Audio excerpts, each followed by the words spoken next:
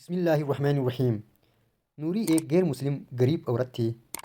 ہماری ملاقات اس نوعیت کی تھی کہ ہمیں 1 ماہ تک روز ملنا تھا۔ پھر ملاقات یا نصیب وہ جب بھی مجھے دیکھتی اس کی آنکھوں میں چمک آ جاتی۔ وہ میرے قریب آ کر بیٹھ جاتی۔ باجی صرف آپ ہیں جس کے ساتھ بیٹھتے مجھے ڈر نہیں لگتا، ورنہ سب تو نہیں لیکن کچھ لوگ غیر مسلم سمجھ کر حقارت کی نظر سے دیکھتے ہیں۔ میں یہ سن کر مسکرا دیتی۔ میں اسے کیسے بتاتی؟ مجھے میرے باپ نے سکھایا ہے، دین ہمیشہ حسن اخلاق سے بڑا ہے، جو کہ آج کل ہے نہیں۔ میں خود اپنی آنکھوں سے دیکھ رہی تھی۔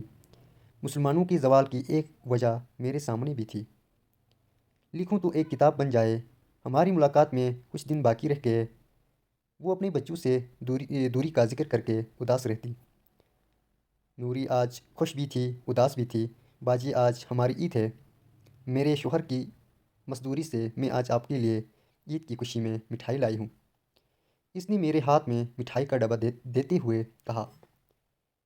ایک لمحے کے لیے میرے دل میں بھی تکبر کا ایک جذبہ لہرایا۔ پتہ نہیں غیر مسلم کی عید کی مٹھائی کھانا جائز ہے بھی نہیں۔ اسی دم دل سے فتویٰ آ گیا، حلال چیز سے خدا نے نہیں روکا، تم اس کی خوشی میں شریک ہو جاؤ، خدا تم سے خوش ہو جائے گا۔ میں نے جیسے ہی وہ مٹھائی منہ میں ڈالی، نوری کا چہرہ خوشی سے دمک اٹھا۔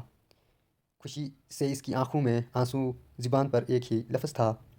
باجی میں خوش بھی تھی، شرمندہ بھی۔ اسلام جو حسن اخلاق سے بڑا ہے وہ ہمارے اندر نہیں ہے۔ خود ہمارے اچھے خاصے مسلمانوں کے معاملات کے اندر بھی دین نظر نہیں آتا۔